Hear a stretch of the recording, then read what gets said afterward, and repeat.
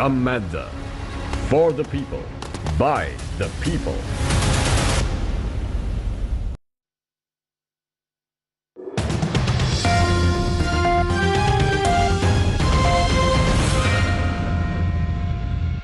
Hello there, very good afternoon and welcome to Lunchtime News on TV1 for the News First, where the people come first. I'm Martin Satyanesat. Let's start off with a look at your headlines for this afternoon. Aragale activist arrested while providing statements. Aragale දිගටම ක්‍රියාත්මක වෙනවා. මගේ මට දුවක් ඉන්නවා. මගේ දුවට මේ කර්මය උරුම කරන්න නැහැ කියන තැන මං ඉන්නේ. Will fishing activities come to a halt? Will the supply of eggs be disrupted? Petitions against the draft 22nd constitutional amendment taken up for consideration. Yuan Wang 5 to depart from Sri Lanka. Now those stories in detail. The national organizer of the Socialist Youth Union, Rangala Lakmala Devapriya, who was on Slave Island to take part in a protest opposite the Slave Island police, was arrested. It is now confirmed that the activist was arrested by the Slave Island police and was taken to the Fort Police. Several members of the Aragalaya visited police stations in multiple areas to provide statements. Aragalaya activist Nuwan Neelamuni surrendered to the Slave Island police on Monday morning. I was called to the police today. The allegations are entering the president's house on the 9th and damaging property. This is suppression. This is a joke. Let's save our country from the political menace. I have a daughter. She must not face this. I am happy that I became a member of the Aragalaya. Instead of wasting time arresting us, they must stop printing money to pay the salaries of MPs.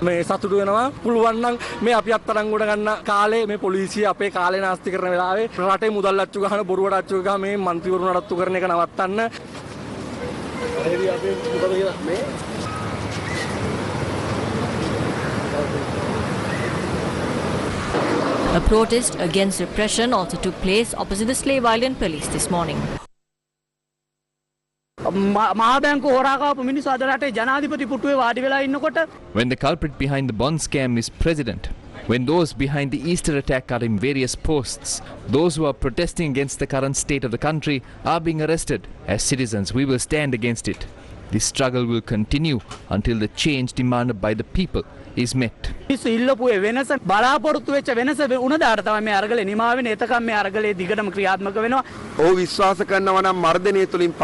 Wickremesinghe believes that he can govern through repression, he is wrong. This message is to the politicians who steer him. This move is wrong. The people will rise in another way. The people will lead that movement. Ranil Wickremesinghe became president because of the Aragalaya movement. The Joint Secretary of the Aragalaya National Movement, Kalum Amarasinghe, arrived at the Kurunduwatta police to provide a statement over entering the Sri Lanka Rupavahini Corporation. The Sri Lanka police failed to provide an official announcement. I came here based on information received as a law-abiding citizen of this country. Based on my perspective, I did not commit anything wrong. They try to pick on small issues nowadays. We believe our Aragalaya is not over.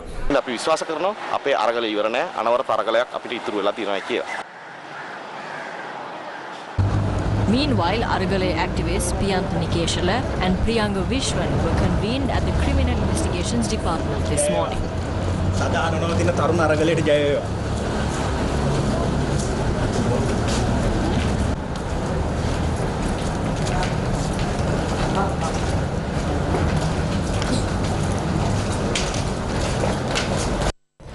Meanwhile, parliamentarian Dala Salaha Peruma notes that a plan is afoot to suppress public dissent using the Prevention of Terrorism Act in the absence of a state of emergency. In a tweet, the MP said such attempts must be prevented at the very beginning. He warned that history has shown the consequences of not identifying such warnings that are detrimental to the civil society. Trade unions and collective of multi-faction organizations convened a media briefing in Anuradhapura. How is it possible to use the PTA against peaceful protests? The government is paving the way for another Aragalaya. Ranil Wickremesinghe did not mention these to come to power. He said he understands the issue of the Aragalaya and now are concerned of this. If the governance structure is trying to suppress the people will respond. Sri Lanka does not receive any loans. Who gives loans to the ones who cannot repay? Then what happens if they have to sell public properties? Part of the proceeds of the sale go into their pockets, and when they sell the rest, they know the people will rise. That is the reason why they are taking all these actions against these students. That is the reason why they have started to suppress trade unions. They are trying to tell not to voice opinions against us. We will control you, and we are ready to face that.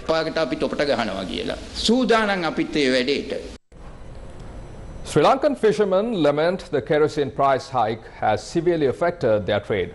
The price of kerosene was increased to 340 rupees per litre by the Ceylon Petroleum Corporation with effect from yesterday. The previous price was just 87 rupees. ආණ්ඩුව ගැහුව ගේම තෙල් හිග කරා තෙල් හිග කළා දීවරෙන්ගෙන් ප්‍රකාශ කරගත්තා කොහොමරි භූමි තෙල් ලවන්න කියලා. The government played a game by artificially creating a fuel shortage. Then they made the fishermen say somehow bring kerosene. The request from all small-scale fishermen was for the continuous supply of kerosene at the same price as before. Now at minimum, for one boat, an additional cost of 15,000 rupees will incur. This is 400,000 per month. It is very difficult. What we are telling the government is not to play games. To whose benefit are you playing these games? Game ගහන්න සූදානම් වෙන්න එපා. මේ විදිය සාහසික game ගහන්නේ කාටේ? Meanwhile, taking to Twitter, Energy Minister Kanchana Wijesekara says the price amendment on kerosene oil was long due. The tweet noted the CPC incurred losses are a result of selling kerosene for a lower price. He further noted as the government's expenditure and selling price are at the same level, the government has worked to provide direct financial relief to low-income families and fishing and plantation industry. Meanwhile, the protest staged by fishermen in Chilau requesting kerosene enters its 7th day today. A group of fishermen commenced a protest last Tuesday demanding to continue supply of kerosene at the centre of the Chilau town.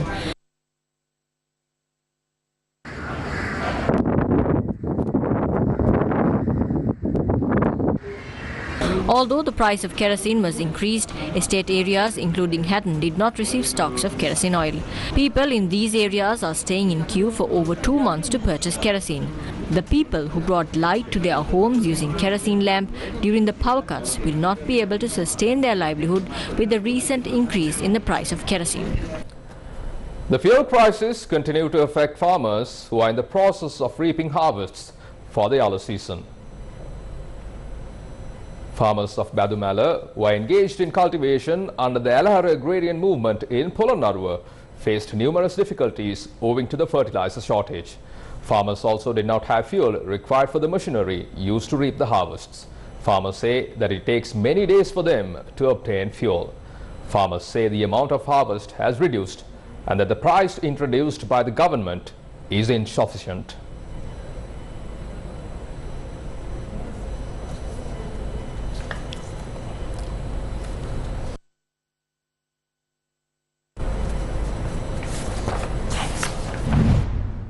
දැන් බලන්න ගොවි ජනතාවගේ අතේ සල්ලි නැහැ.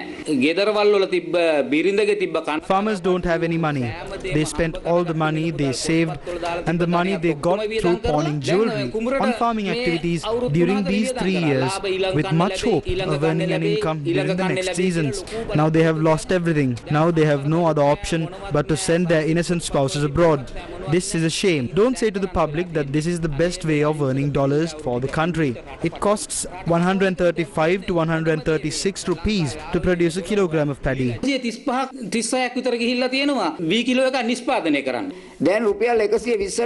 The price of a kilogram of rice has been reduced to 120 rupees. Before that, rice had a market price. The government reduced that price. Businessmen are not providing rice below that price. If the government had not reduced the price to 120 rupees, the farmers would have been able to sell it for a better price. Compared to other commodities, rice must have a fair price. Either impose a fair price for rice or provide a production incentive bonus for rice cultivation. සාධාරණ මිලක් තීන්දුව කරන්න දෙන්න එහෙම නැත්නම් නිෂ්පාදනයට දිරි දීමනාවක් ඕනේ කියන කාරණාව අපි ගොවි ජනතාව විදියට කියනවා. Agriculture Minister Mahinda Amaraveera arrived at the Colombo port today to inspect the second urea fertilizer shipment that arrived in Sri Lanka under the Indian credit line.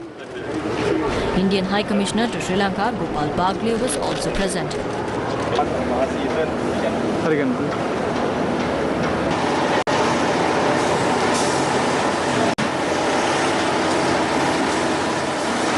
A stock of fertilizer will be distributed to local farmers following tests.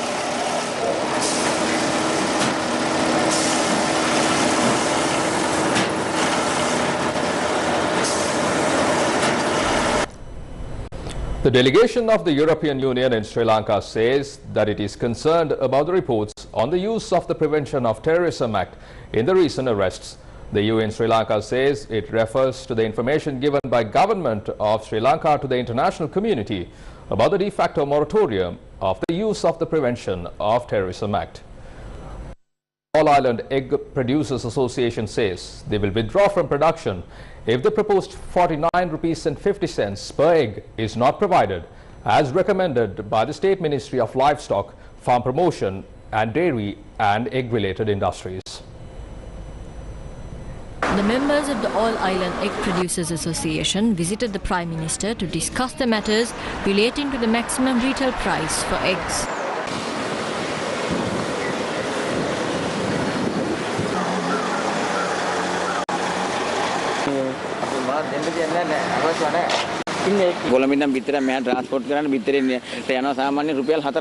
It costs 4 rupees per egg to transport to Colombo, so without considering it, no one comes forward to transport eggs. As a result, the farmer and the businessman cannot take this business forward. We need a solution. What we are saying is bring an intellectual and take them to these farmers and check the cost of producing an egg. The Ministry of Livestock has informed us of the price of eggs is 49 rupees and 50 cents. However, it costs us 51 to 52 rupees. If we get a proper price from the government, we can take this forward. If we don't get a proper price, we will leave the business. Dr.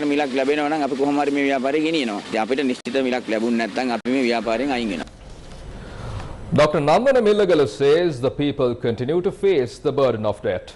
He made these remarks speaking at an event to establish the Warakapula Ganithapura Divisional Council of the National People's Power.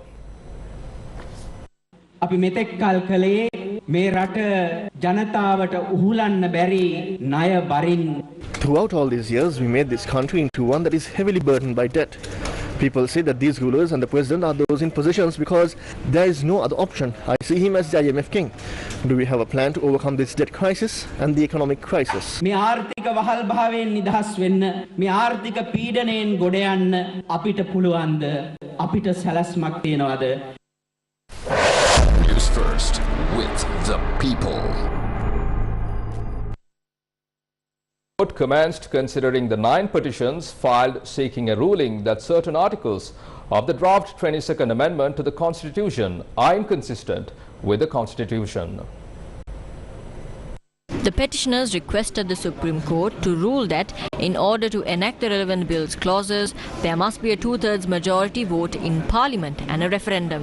9 people, including the Secretary of the Vinivida Peramuna, Attorney at Law Nagananda Kodituaku, Dr. Gunadasa Amarasekara, Attorney at Law Nuwan Bellantudava, Lieutenant Colonel A.S. Amarasekara, Tissa Bandara Ratnayaka, H.S. Kumara, SMK Devinda, HDJ Kulatunga and BP Dahanayaka have filed these petitions.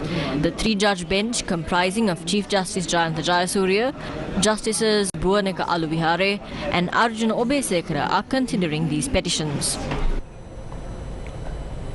In one of her headline-making stories, the Yuan 5, China's missile and satellite tracking ship berthed at Hambantota Port in Sri Lanka, will leave at 4 p.m. today, said the harbour master of the Hambantota Port, exclusively speaking to News First. The Yuan 5 is one of China's latest generation survey vessel, which officially entered the port of Hambantota in Sri Lanka on Tuesday, the 16th of August 2022, for replenishment purposes. Sri Lanka granted permission for the high-tech Chinese tracking vessel Yuan 5 to dock at the Hambantota port in a backdrop marred with controversy. Yuan 5 is a third-generation tracking ship of the Yuan series. It has top-of-the-line antennas and electronic equipment to track ballistic missiles and satellite. Sri Lanka police said that the shooting that took place in Ambalangoda yesterday could have resulted from a dispute among criminals.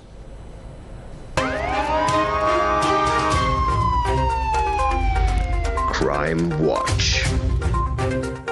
On Sunday, 2 people were gunned down when a shooter opened fire at an open area on an upper floor of a hotel in Ambalangoda. A 32-year-old boat owner and a 33-year-old employee at a private establishment were killed. 2 other men, also in their 30s, were injured and admitted to the Balapitiya hospital for treatment. Police investigations revealed that the 4 men were consuming alcohol in the upper floor area of the hotel, and a man armed with a T-56 assault rifle wearing a full-face helmet had stormed into the premises and opened fire at them.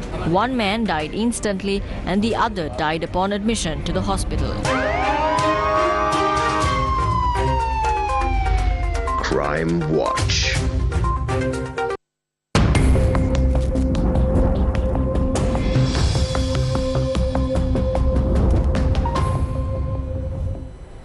Issuing a weather advisory, the meteorological department says the showery condition is expected to enhance to some extent in the southwestern part of the island.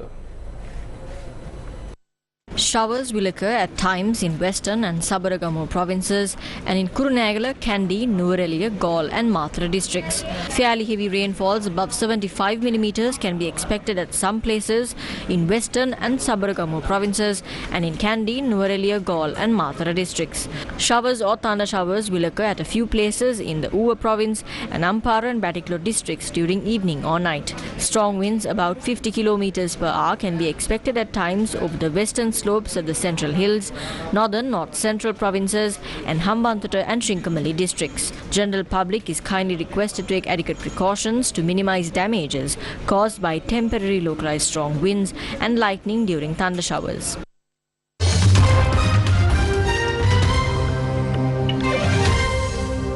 Shifting your attention to international news, Pakistan's police have said the country's former Prime Minister Imran Khan is under investigation.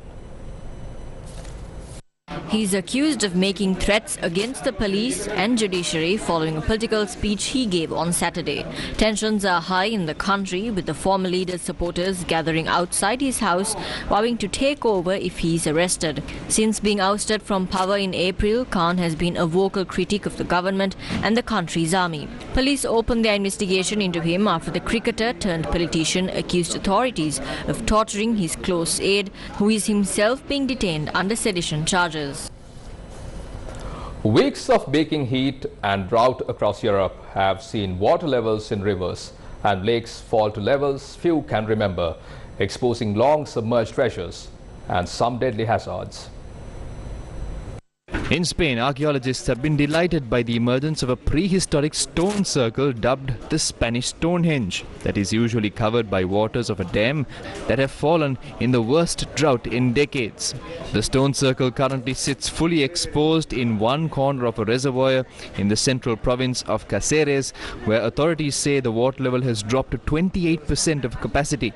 The stone circle was discovered by a German archaeologist in 1926. Another of Europe's mighty rivers, the Danube, has fallen to one of its lowest levels in almost a century as a result of the drought, exposing the hulks of more than 20 German warships sunk during World War II near Siberia's river port town of Prahovo. The vessels were among hundreds scuttled along the Danube by Nazi Germany's Black Sea Fleet in 1944 as they had retreated from advancing Soviet forces. The sunken ships still hamper river traffic during low water levels. Finally, in international news, millions of students across the Philippines have returned to the classroom today after one of the world's longest school closures. Almost half the country's schools resumed in-person classes after more than 2 years of distance learning. The Philippines was one of the last few countries to transition back to face-to-face learning after COVID-19 struck. But some experts say the prolonged suspension of in-person lessons has worsened an education crisis. Around 24,000 of the country's public schools, or just less than half, will implement 5 days of face-to-face classes. The rest will hold on a mix of in-person and online classes at least until November, when all 27 million registered students are expected to head back to the classroom full-time. From that, we bring to a close this edition of Lunchtime News on TV1. For details of the stories and much more, simply log on to our website www.newsfirst.lk. For the News First, where the people come first. I'm Martin Santi. You take care and stay safe. At the KTN, at the වැඩියෙන් cyber අවකාශයේ කලබන වුවත් සලකුණ. News First YouTube channel අදම subscribe කරන්න. News First ජනතා